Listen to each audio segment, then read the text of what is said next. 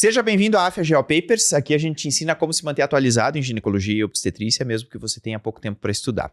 Eu sou o Jader Burtê e hoje a gente veio conversar com vocês sobre mastologia propedêutica em mastologia. Vamos falar um pouquinho sobre os exames, né? Quando que a gente indica os exames, o que esperar de cada exame e também quais são os principais erros, né, de interpretação de cada um dos exames usados na propedêutica em mastologia. Doutora Simone, super bem-vinda. Obrigado por estar aqui com a gente. Obrigada, Jader. Obrigada pela essa oportunidade de conseguir conversar com você sobre esse tema super importante e que gera muita dúvida no nosso dia a dia, né? Que são os exames propedêuticos dentro da mastologia. A própria sociedade e ministério não conseguem chegar no consenso, né? Não chegam. Quando a gente vai fazer, o que a gente vai fazer. E imagina a gente que está na ponta, tendo que recepcionar essas pacientes e fazer uma proposta para elas, né? Então, muito relevante o nosso bate-papo agora, né? Do que a gente vai estar fazendo aí no nosso dia a dia com as pacientes sobre os exames propedêuticos mamários. E aí, eu queria te perguntar uma coisa. Quero entender um pouquinho das reais indicações, né? Das indicações precisas que a gente tem de estar realizando uma mamografia, um ultrassom mamário ou até uma ressonância, né? Que tem muitas pacientes que chegam para a gente hoje e falam assim, elas querem o melhor, né? Elas falam, eu quero uma ressonância magnética de mama. Como que a gente vai estar agindo, Jader? Como que a gente indica cada um desses exames? Boa, excelente. Acho que assim, a propedêutica, ela cada vez mais tem crescido, né? A gente cada vez está entendendo mais, né, sobre a propedêutica em mastologia e cada vez mais tem aumentado aí algumas indicações, especialmente a ressonância, né? Ela tem entrado aí com uma força maior, apesar de ser um exame que também tem os seus problemas, né, que a gente vai discutir aqui. Bom, o exame universal de rastreamento de câncer de mama é a mamografia. Isso é fato, né? A gente sabe que a mamografia é o exame que tradicionalmente salva vidas, é o exame que é considerado no mundo inteiro, né, como o exame de rastreamento. Então, a mamografia é o exame que deve ser solicitado para as pacientes assintomáticas que querem rastrear câncer de mama. Para quem que ela está indicada? Aí já começamos com a primeira polêmica, né? Que a gente sabe que realmente Ministério e sociedades médicas têm recomendações diferentes. Bom, o Ministério da Saúde recomenda a mamografia a partir dos 50 anos, de 2 em 2 anos, né? A Sociedade Brasileira de Mastologia, junto com a Febrasgo, junto com o Colégio Brasileiro de Radiologia, recomenda a partir dos 40 anos e anualmente, não de 2 em 2 anos, né? A gente sabe que existe uma gama muito grande de cânceres de mama entre os 40 e os 50 anos, né? A gente sabe que mais ou menos 30% a 40% dos cânceres de mama são nessa faixa etária, né? Muita coisa, né? Não dá então, para por deixar isso essas que mulheres descobertas. É por isso que na prática o pessoal acaba pedindo, né, entre os 40, né, e os 50 anos. Então, realmente, as sociedades, elas têm se posicionado de uma forma muito contundente em relação a isso. Eu sempre digo assim, ó, que a gente também não tem que ficar assumindo lado, assim, porque senão vira política, né? Sim. Mas a gente entende também o posicionamento do Ministério, porque é muito complicado fazer rastreamento, né? Sim. Como política de saúde pública, Sim. porque a gente vive num país que é continental, a gente vive num país que a gente sabe que as taxas de acesso são diferentes, a qualidade dos exames são diferentes. É um exame que acaba tendo alguns falsos positivos, né? Então, quanto mais mamografia a gente fizer entre 40 e 50 anos, mais achados a gente vai ter que vão gerar biópsias, que vão gerar ansiedade, que vão onerar o sistema, né? Então, assim, é muito complicado, né, a gente fazer uma política que seja aplicável num país continental, assim. Sim. Então, por isso que o Ministério continua indicando a partir dos 50. E existem alguns estudos que mostraram que a mamografia entre 40 e 50 anos, realmente ela não diminuiu mortalidade por câncer de mama. Diminui morbidade, porque a gente consegue detectar mais precoce, né? Sim. Mas se a gente for analisar desfecho duro né, de estudo epidemiológico, que seria a mortalidade, ela não diminui. teve. Realmente ela não diminui. Então, Uhum. por isso que se mantém essa diferença. Então, não vamos assumir nenhum tipo de lado, Sim, com né? certeza, Na com prática, o pessoal certeza. acaba seguindo as sociedades, né? Sim. Mas é importante saber que o Ministério não é, né? A gente não tem que dizer assim, tá completamente errado e tal, né? Aham. Obviamente, existem motivos, né? E motivos técnicos, não só econômicos, né? Sim. Para indicar mamografia só a partir dos 50. Então, mamografia é o exame de rastreamento. Ultrassom, ele não é um exame bom para rastreamento, ele é um exame complementar, né? Uhum. Então, assim, quando eu pego uma paciente assintomática e eu quero rastrear câncer de mama, e ela tem uma mama densa, o que é comum de acontecer entre 40 e 50 anos, o ultrassom ele vai acabar sendo um exame bom como complementação. Se eu for pedir, por exemplo, para rastrear câncer de mama um ultrassom isolado, ele não tem validade, né? Não deve ser indicado. Assim, mas a paciente está assustada, ela tem 20 e poucos anos, a mãe teve câncer de mama, eu quero pedir um ultrassom, né, para poder oferecer alguma coisa para ela. Não adianta, né? O ultrassom ele não é um bom exame para ser usado isoladamente como rastreamento. Quando a gente fala de rastreamento de paciente absolutamente assintomática, o ultrassom é sempre complementar. Perfeito. O que eu faço com essa paciente, né? Então, essa que tem 20 e poucos anos, que a mãe teve um câncer de mama com 38, 40 anos, super jovem, né? E ela tá assustada, né? E ela quer fazer um rastreamento. Depois a gente vai entrar na parte genética, de testagem genética, né? Mas o que a gente pode oferecer para essa paciente, né?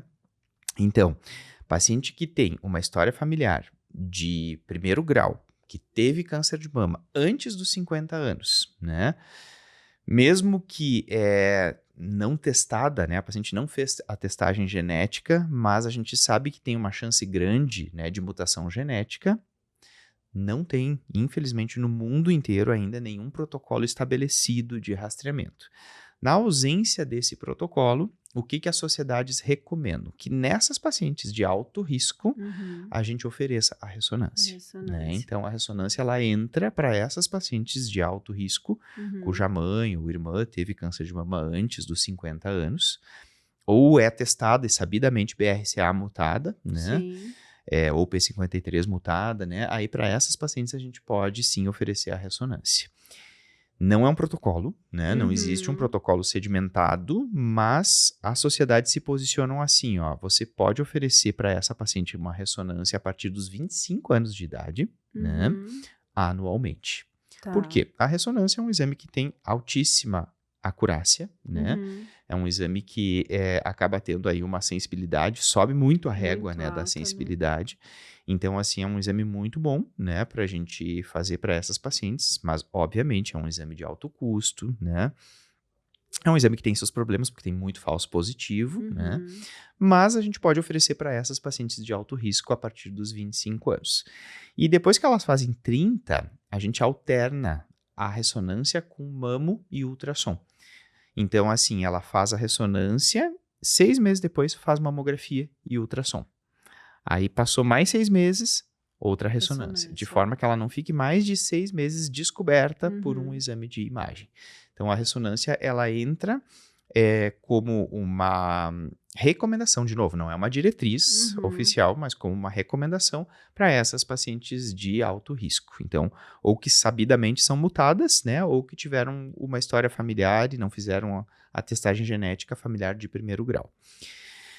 Fora isso, elas também podem ser indicadas, né? A ressonância ela também pode ser indicada para avaliar multicentricidade tumoral, né? Quando a gente pensa que é um tumor multicêntrico, é o melhor exame para ver multicentricidade, né? Então, quando a gente tem 2 focos de tumor na mesma mama.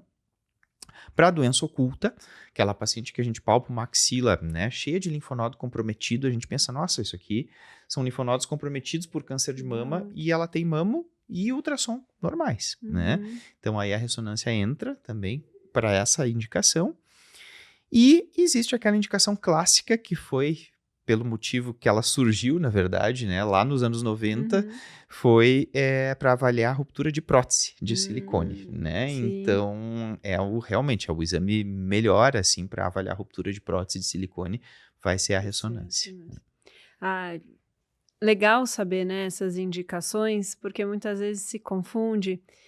principalmente com ultrassom de rastreamento, né? Eu acho que as pacientes abaixo de 40 anos, muitas vezes a gente acaba pedindo um ultrassom para paciente de mama, e é muito por isso, né? Eu vou oferecer alguma coisa para paciente, mesmo não identificando risco, nada disso. Vou oferecer e elas fazem ultrassom de mama de um exame de rastreamento.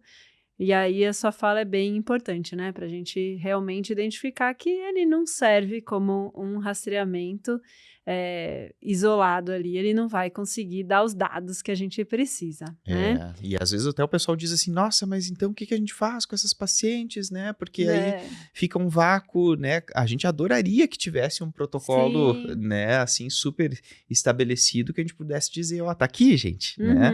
E não tem. Então eu até achei super bacana das sociedades terem se posicionado, né, em colocar a ressonância, apesar de todos os problemas, a gente sabe, né, do método, mas na ausência de um protocolo bem embasado, pelo menos é o que a gente tem para se agarrar, né, para poder oferecer para essas pacientes. Tem paciente também, Jader, que elas falam que tem muita sensibilidade com a mamografia, né? Elas se queixam de dor na mamografia, falam, não vou fazer, doutora, me machucar muito a mamografia. Nessas pacientes, a gente pode abrir mão para usar a ressonância também?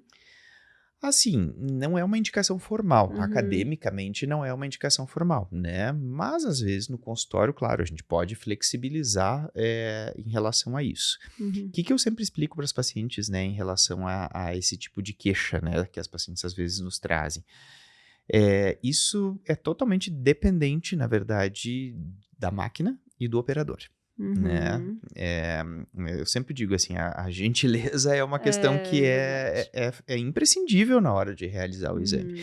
Então vai muito ali, né, do operador, vai muito do tipo de máquina, né, do tipo de material ali que é utilizado. Então é sempre importante assim, né, que a paciente já saiba também, né, e a gente também já saiba na cidade que a gente mora, quais são os lugares que a gente sabe que vão atender as pacientes com cuidado, que vão fazer o exame com cuidado, né? Sim. Então, assim, às vezes uma experiência ruim faz com que ela rotule o exame de mamografia como um exame ruim, mas não foi a experiência que ela teve naquele lugar, né? Então... Ou às vezes até aquele momento que ela estava vivendo, ou o momento né? Exato, exatamente. E pode ter causado uma experiência negativa, né? Perfeito. Acho que deu para entender bem aí as principais indicações quando a gente pede uma, quando pede a outra, mas aí a gente vai precisar saber interpretar esses exames, né? E a classificação que é usada para a gente é a classificação de Bihatz. E aí, queria entender um pouquinho, né, como que a gente precisa saber da classificação de Bihatz e o que pode vir para a gente aí de interpretação errada desse Bihatz, né? O que a gente pode estar reconhecendo e falar, poxa, isso aqui pode ser uma interpretação que não é o real do exame da paciente, né? Eu vou te dizer assim, ó, que eu particularmente adoro o Bihatz, porque eu acho que ele realmente acabou unificando os laudos, né, de exames radiológicos da mama, porque antigamente a gente não tinha ele, né, e era assim, um pandemônio, né, Sim. porque às vezes a gente lia e não sabia exatamente o que queria dizer aquele laudo, né, e isso unificou. Então, assim, se a gente for pegar hoje um laudo de uma mamografia feita aqui no Brasil, ou de uma paciente nossa que está morando lá na Austrália e for fazer o exame, a gente vai ter esse exame padronizado, né? Essa categoria de Bihatz que é padronizada no mundo inteiro. Só que a gente tem que saber interpretar, né? E isso é um problema, né? Principalmente o zero. O zero... Esse zero é um terror. É um terror, porque o que acontece? O Bihatz zero é quando o exame está insatisfatório, né? E... o que acontece? Quando o exame está insatisfatório, Não é necessariamente porque a mama é densa. Então, às vezes a gente pensa, a paciente é jovem, a mama é densa, então tem que pedir ultrassom. Sim, muitas e muitas e muitas vezes é isso, mas nem sempre. Às vezes o exame está insatisfatório porque tem alguma área de densidade assimétrica, não é porque a mama é densa, né? E aí, quando tem uma densidade assimétrica, às vezes quem está interpretando o exame não consegue ver se aquilo ali é um nódulo ou se aquilo é uma sobreposição de imagem. Às vezes, porque o exame, na verdade, são duas incidências, né? Uma médio-lateral e uma crânio-caudal. Então, às vezes, não tem como saber se aquilo ali é só uma sobreposição de glândula sobre glândula ou se é um nódulo, né? Então, nesses casos, a gente vai pedir para ela uma magnificação de imagem, né? Então, se faz uma compressão focada daquela área, daquele achado, para poder desfazer, porque se for glândula sobre glândula, aquilo vai se desfazer na compressão focada, né? Então, a gente pode ou pedir o ultrassom, se for porque a mama é densa, ou pedir uma mamografia com compressão focada, né? Ou ainda, claro, né, em situações que a gente tem como, né, um exame de alto custo, mas se tiver como pedir uma tomossíntese, podemos pedir também, né, que aí a tomossíntese para densidade assimétrica é ótima, né, porque ela vai fazer, na verdade, vários tipos de imagens da mama e aí vai nos dizer, né, por A mais B se aquilo ali é sobreposição ou não. Então, o BIRAD0, ele significa que é um exame insatisfatório. Por que dá muita confusão, né? Principalmente até pelas pacientes. Às vezes elas leem, 0, é 0, quer dizer que não tem nada. Exato. Eu já tive muita paciente que deu 0 assim, eu acho que não tem nada, que tá tudo bem, né? Tá 0 é porque tá zerado. Não tenho nada. Não tenho nada, né? E não, gente, o 0 é aquele exame que vai precisar de um exame complementar, né? Às vezes a gente vê alguns BIRADs 0, né, que quem laudou ficou em dúvida, né, e acabou colocando 0 para meio que estimular que a gente peça um exame complementar. Então, às vezes acontece isso, né? A pessoa ficou em dúvida e tal. Eu sempre digo, às vezes eu converso com os radiologistas, né, que lá, poxa, ficou na dúvida, bota um 4, nem que seja um 4A, porque aí a gente vai pedir a biópsia. A gente vai complementar, aí você já deu o pontapé pra gente complementar, né? Porque às vezes o 0 pode ficar no limbo, né, então, mas é importante, né, pra gente que atende as pacientes, né, a gente saber que o 0 significa a gente não pode deixar assim, a gente precisa de um complemento. Teve uma época lá no serviço que precisou organizar um ambulatório de BIRAD0. Era tanto laudo de BIRAD0 que foi um ambulatório de BIRAD0 para realmente fazer uma triagem. Aí a equipe da Masto organizou, né? Para fazer uma triagem do que realmente precisava estar complementando para não sobrecarregar tanto, né? E muitas vezes, isso que você falou, né? Foi feita uma nova avaliação e conseguiu fazer uma triagem melhor aí desse BIRAD0. E aí os outros, assim, né? O BIRADs 1 e 2 são exames normais, né? O 1 é absolutamente normal, é quando não tem nada, né? É o zerado, né? Então, o 2 é quando tem achados completamente benignos, então a gente vai repetir o exame, né? Em 1 ano, se a gente seguir sociedades, em 2 anos, se a gente seguir ministério. O 3 é aquele que tem muita probabilidade de ser benigno, né? Então, assim, é altamente provável que seja benigno. Então, são aqueles fibroadenomas calcificados, né? São aquelas calcificações bem grosseiras, né? Aí, a conduta no 3 é a gente repetir o exame em 6 meses, né? Para confirmar a estabilidade. O que a gente faz? Repete o exame em 6 meses e depois repete mais uma vez em 6 meses. Fechou 1 ano... comprovou a estabilidade, né? Então, esse é um outro erro de interpretação do 3. Eu sempre digo que os dois problemáticos são o 0 e o 3.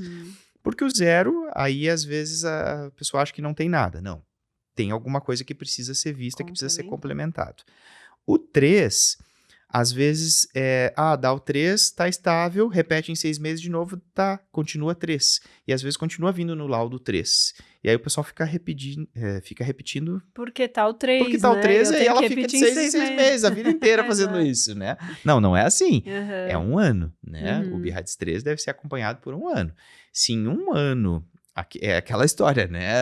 Se realmente tem alguma coisa, tem que mudar em um ano, né? Sim. Então, se tem alguma coisa suspeita, vai mudar para um 4 em um ano e aí a gente vai pedir a biópsia. Uhum. Ou se é aquele achado benigno, que é a grande maioria dos casos, vai continuar igual e aí a gente vai fazer a conduta de repetir em um ano, né? Uhum. Mas o Perfeito. radiologista não mudou para 2. Não importa. Uhum. Você é que está seguindo essa paciente, mesmo que venha o 3 ali, você vai repetir em um ano. Uhum. Perfeito, perfeito. Acho que isso é importante, porque até exige da gente ter esse segmento, né? Esse acompanhamento da paciente. Às vezes chega para você a primeira vez o BIRADS-3. Não Exato. foi. E aí questionar, né? Mas e o outro exame, como que estava? Para você ter esse segmento e aí, a partir daí, estabelecer a conduta correta, Correta, né? isso aí. E o 4 e O 5 radiologista, ele biópsia? pode voltar, então, para o 2, né? Pode. Ele vai avaliar tudo e aí agora ele voltaria para um BIRADS-2, né? Voltaria para um Que ajudaria BIRADS-2. bastante Ajuda a muito, gente, muito. né? Mas às vezes Não vai não vai. acontecer. Às vezes o radiologista não muda, ou às vezes a paciente não leva o exame também, né? Sim, com Às vezes chega no certeza. radiologista, ela não leva os exames prévios. Aí o radiologista vai dizer, poxa, eu vou continuar dando 3, né? Então, vai do nosso papel como clínicos, né? A gente olhar o histórico da paciente. Não, deu. Isso aqui já está igual há um Sim. ano. Não chega da gente ficar fazendo exame semestral, né? Sim, perfeito. E o BIRADS-4 e o 5? O 4 e o 5 a gente vai biopsiar, Vai biopsiar. né? O 4 e o 5 a gente vai biopsiar. O 4, mesmo ele sendo A, B ou C, né? Tem indicação de biópsia. Esse escalonamento entre A, B e C é justamente para a gente poder saber se é baixa suspeita, intermediária ou alta suspeita, né? Então, quando dá um BIRADS 4A, às vezes as pacientes chegam super assustadas, né? Eu sempre digo, olha, vamos ter que biopsiar. Mas, estatisticamente, matematicamente, tem mais chance de ser benigno do que ser maligno, né? Então, por isso que foi dado um 4A. Né? Até ajuda a gente a entender a urgência do caso, Do né, caso, Jader? exato. Ajudar bastante aí. E tem algumas pacientes em que elas vêm, né, com um histórico falando pra gente que tem as mamas densas, né, que vem a própria mamografia com a densidade mamária aumentada. Como que isso pode estar impactando a gente realizar o rastreamento dessas pacientes? Então, assim, a mama densa, ela vai realmente ser um exame que vai diminuir, né, a taxa de detecção da mamografia. Por quê? Porque a glândula mamária, ela vai ter a mesma densidade radiológica de um nódulo suspeito. Então, se ela tem um câncer de mama, a densidade radiológica do câncer é a mesma da glândula mamária. Então, por isso que ela é um exame bom. Quanto mais lipossubstituída for a mama, melhor vai ser a acurácia da mamografia, né? Então, aquela paciente que tem sempre mama densa, vai vir um BIRADS 0, né, no laudo, e aí a gente vai pedir um ultrassom, né? Então, para essas pacientes, a gente vai acabar complementando sempre com o ultrassom. É aqueles casos que a gente estava discutindo agora há pouco, né? Aquela paciente que a gente sabe que tem mama densa, que sempre dá um 0. Claro, para a gente poder poupar caminho da paciente, às vezes, ela vai ter que ir lá, faz mamografia, volta no médico, agora vai ter que complementar com ultrassom, volta de novo. Aí Já até pede os dois, agendar, né? né? Mais uma falta ao trabalho, às vezes, né? Pedir. Já pede os dois, a gente já na prática Então, acaba pedindo naquela os dois. paciente que a gente faz a palpação, vê que é uma mama mais densa, um padrão bem glandular, imagina, ou até o histórico dela já, a gente imagina que vai precisar solicitar, né, ultrassom para complementar, né? Então, a paciente que tem mama densa, o ultrassom ele vai ser super importante, assim, ele vai trazer bastante informação, né, que a mamografia não traz. Mas um detalhe que é importante a gente comentar é que, assim, ó, a paciente que tem entre 40 e 50, a gente vai esperar que seja uma mama densa, né? Paciente com entre 50 e 60, algumas vão ter, outras não. Agora, se eu tenho já uma paciente pós-menopausa, né, com aquela mama sempre densa, sempre aquele BIRADS 0, né, e a gente olha, né, a imagem, a gente vê que está completamente densa a mama da paciente. Tem pacientes que têm, realmente, né, as mamas mais glandulares. Já se sabe que essas pacientes, elas têm mais risco de câncer de mama do que a paciente com mama lipossubstituída. Isso a gente já tem estudo na literatura mostrando resultado estatisticamente significativo, né, que é também um fator de risco. aqueles fatores clássicos que a gente estuda, né? Paciente que não amamentou, né? Paciente que tem história familiar, exposição ao estrogênio, obesidade, consumo de álcool e densidade mamária aumentada na pós-menopausa também é um fator de risco para Também câncer de como mama. fator de risco. E tem plausibilidade, né? Porque tem mais glândula, né? Muito mais glândula do que Sim, gordura. e né? tem o que malignizar, né? Tem o que Ela malignizar. manteve ali, né? Então, Exato.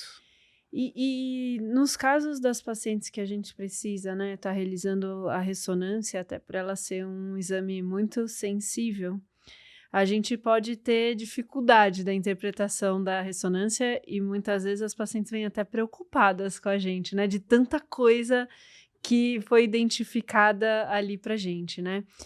Quais são esses pontos que podem estar atrapalhando aí na interpretação de uma ressonância, Jader? A ressonância, eu tinha um professor que dizia assim, a ressonância é uma esponja, porque ela pega tudo. Ela pega E tudo, faz né? sentido, né? Porque realmente ela pega tudo, assim, né? Ela pega o que precisa pegar, mas ela também pega o que não precisaria pegar, né? Então ela realmente vai dar muito achado, né? Ela tem alta sensibilidade, mas ela peca aí em especificidade. Por isso que ela tem bastante falso positivo, né?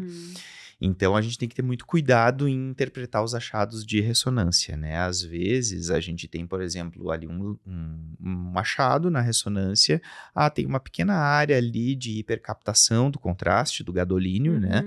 E aí a gente olha, e, poxa, será que isso aqui é um nódulo, né? Mas, poxa, não foi visto nada, nem na mamografia, nem no ultrassom, né? Mas só apareceu na ressonância. Nesses casos que a gente fica em dúvida se aquilo é realmente um nódulo, que a gente tem que se preocupar, ou se aquilo é um falso positivo da resso, o ideal é a gente pedir um ultrassom de second look, né? Que aí então vai ser feito um ultrassom daquela área específica ali. E vamos ver se aquilo ali realmente tem tradução ultrassonográfica, né? Tem tradução ecográfica. Se não tiver, é bem provável que aquilo seja um falso positivo, né? Então, por isso que a ressonância, a gente tem que ter cuidado. Não dá para extrapolar, assim, e sair pedindo ressonância para todo mundo, porque ele vai acabar trazendo problemas aí, né? A gente vai acabar procurando pelo em ovo, né? É uma interpretação Coisa que... difícil, né? Por ela trazer tanta informação...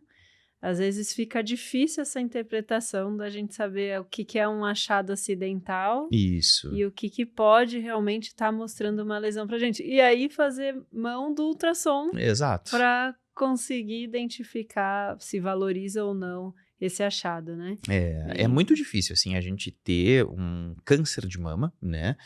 Que só foi visto na ressonância, que não foi visto na mamo nem no ultrassom. Aí fez o ultrassom de second look e não achou no ultrassom. É muito difícil que isso seja um câncer, né? Claro, medicina a gente nunca pode falar nunca, óbvio, né? Talvez alguém diga, não, mas eu vi um caso. Claro, sempre pode existir, mas é muito difícil, é muito raro. Muito bom, Jader. Eu acho que a gente conseguiu conversar aí dos principais exames, né, da mama, a indicação precisa de cada um deles, como a gente interpreta esses exames em cima do BIRADS, né, e a conduta em cima dos BIRADS que a gente tem, as dificuldades que a gente pode ter, né, do 0 e do 3, do que pode ser que esteja dificultando a nossa interpretação, conduta em cima de cada BIRADS. E aí a gente explorou um pouquinho a dificuldade da interpretação da ressonância. Acho que a gente deu uma passada grande nos principais exames que a gente pode estar usando aí para propedêutica mamária. Perfeito. Muito bom. Ótimo. Né? E acho que a gente pode convidar o pessoal, então, né, que está nos assistindo, quando a gente fala, na verdade, sobre propedêutica, né? Em mastologia, a gente acaba também entrando aí nas pacientes que são sabidamente mutadas, BRCA mutadas, ou que tem alguma outra mutação genética, né? Um P53, um PTEN, um SHEC2, ou ainda também aquelas pacientes que têm prótese, né? Como é que a gente faz? Então, a gente convida aí para entrar na nossa área do aluno, que a gente vai falar um pouquinho mais específico desses grupos, né, de pacientes que a gente precisa ter um olhar diferente, né, e também até no próprio rastreamento, né, algumas questões diferentes que a gente precisa observar. Convido vocês a entrarem, que aí a gente vai continuar o bate-papo.